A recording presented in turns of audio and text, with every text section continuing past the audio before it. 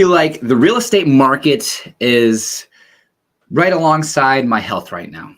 I was sick last week for 4 days, felt like I was on my deathbed, had 102-degree fever, could not get out of bed, and now I'm finally on the mend. And that's how the real estate market has felt over the last few weeks, that all of a sudden a water spigot has turned on and has completely turned on the buyer demand that was just dead November and December of 2022. This is Patrick Sukup with Sukup Real Estate Services in Fort Collins, Colorado, and this is our monthly live market updates. So if you're joining me live, I appreciate you guys. Feel free to ask any questions at any time. This is streaming on Instagram, YouTube, LinkedIn, Facebook, but all the comments should, except on Instagram, should funnel through, and feel free to answer at any times. We'll look at some objective facts, sales, days on market, number of homes ready and available to sell, and then also some subjectivity analysis, some boots on the ground, if you will, information that we can share with you, because my team and I are very active in the real estate market, working with many buyers, many sellers on a day-to-day basis, and have conversations with other listing agents, other buyers agents, as far as how their activity is going, how offers are coming in, and look forward to sharing that with you guys. So look forward to sharing this information with you, but we'll jump in and I will share my screen. If you're on Instagram, I'm sorry, you're not going to be able to see this nearly as well as if you are on the other platforms, but we are going to share some market data. The first thing that we're going to start with is sales price, because that's just, everyone wants to talk about it. What's interesting is in 2022, our median sales price was $569,000. And as of January 2023, we are at $565,000. So basically, year over year, it was flat. And if you remember, in January of 2022, the market was still just on fire. Interest rates had not increased really to the levels that we are seeing them today at that point. So buyer demand was still on fire, but we are going to talk about it here shortly. Mortgage applications have dropped, have dipped. And so, we're not going to get to see that huge increase. Kind of like we did see a big increase all the way up until June of 2022, $647,000, but settled right back down to $565,000. Homes for sale. So this is kind of a direct indication of our inventory. January, again, so that's why our prices were just super strong. Interest rates were still low, but we only had 53 homes to sell. Whereas our inventory popped, and then 137 homes as of January 2023. So definitely a massive increase, over 100% increase a year ago. But we're seeing these seller handcuffs really come into play, where sellers have to have a compelling reason to sell their home. Otherwise, they're just going to sit on it, because it's really difficult to give up that 3% interest rate in return for a 6% interest rate if you went and bought new.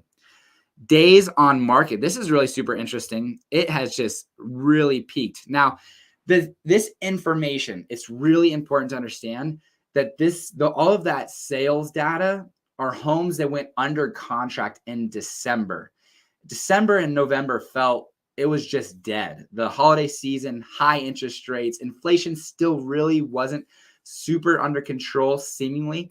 Fed was raising interest rates, and there wasn't really a clear path forward necessarily. But 68 days on the market. So homes that sold in January were on the market for a median days on market of 68 days. So definitely super interesting, way high over our 3 years. You don't see it nearly that high anywhere. So I'll expect that to drop down as the buyer demand has definitely picked up over the last 3 weeks, and the closed sales that we'll see throughout February over the last couple of weeks of demand will kind of show you that there's definitely a return of buyer demand. I don't think it's going to drop nearly to this, 13 days that we saw in April of 2022. No way. But definitely going to see a nice decrease on days on market, I believe, this coming February. Homes under contract. So again, this is now homes that went under contract in January. So we're kind of seeing a pickup in demand from December to January. We're seeing this, okay, normalization of a 5 to 6% interest rate, 30-year fixed mortgage. And I'm okay with that. I still want to live in Fort Collins, still want to live in Northern Colorado. So I'm going to go ahead and buy. Interest rates are about 6 to 6.25%. So let's see here. We'll stop the share. There we go. Interest rates are about 6 to 6.25%. But something that is coming down the pipeline that if you are in the market, definitely something to ask your real estate agent and or lender, but are these LLPA charges that are going to be kind of initiated. And I don't know how to speak highly, at a high enough level, but I can show you what it's going to kind of look like. And so here we are. So essentially, these are going to be what Fannie Mae charges the lenders to buy the mortgage off them, so that it allows the lender more cash to go make more loans, and that's what makes this market go round. And really, they're putting a big charge on kind of these premium borrowers. They are going to give a discount for people kind of in a lower credit score, lower down payment area to help incentivize those purchases, make it a more affordable opportunity for borrowers. But between the this is going to come into effect March or April. So you're probably, if you're looking at buying a house, going to see this here shortly. It's going to come and have an impact on your loan. I don't know how lenders are going to necessarily deal with it, if they're going to pass it off 100% to the borrower, or if they're going to eat some of this cost. But instead of having just a 740 or above credit score, there are now going to be tiers: 780, 760 to 780. It used to be anything above 740 was basically prime rates. So, really it didn't have an impact. But now, if you are looking at buying a house and you're on that edge of like 750 to 755, you're going to want to talk with your lender and see, hey, how can I get to that 760 to 780 or 780 and above? And maybe that allows you a more premium interest rate and a more affordable interest rate. So something to take into consideration. Also, what is coming into consideration is the debt to income ratio. 45% used to be kind of status quo, but now it's going to be 40%. And you can still make borrow a loan with a higher DTI. You're just going to be paying points and fees to get that higher DTI. So you'll probably still be able to get up to that 49.99% DTI. It's just going to cost you more. So this is definitely going to put another pinch on buyers, which we saw over a year ago, 40% fewer mortgage applications as of the week ending February 1st. So already, buyer demand is down because interest rates are between 6 and 6.25%. Loans may get a little bit more expensive. So again, this kind of pressure on buyer demand, and prices, fortunately, have stayed stable. So we hope to see that be the case, but here's kind of the subjective analysis. We don't necessarily see that being the case. And the reason is because we are seeing multiple offers return.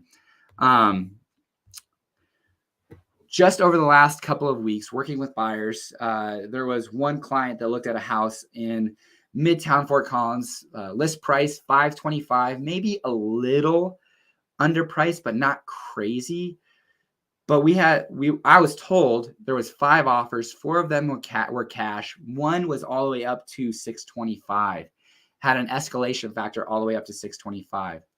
Another house off of Prospect on a busy road in Fort Collins had at least 2 offers, maybe even 3. We've got showings coming up where there's multiple showings already set up on our listings, and we haven't even gone live yet. The demand is there. Buyers are very strong, but I would say pricing of the homes is extremely important because we're seeing homes that are overpriced that are sitting, and we are seeing prices that may be priced at market or under market getting multiple offers and maybe even going above what that offer price would have been if they would have been aggressive with their original list price. So again, we're seeing multiple offers and a very strong Fort Collins real estate market.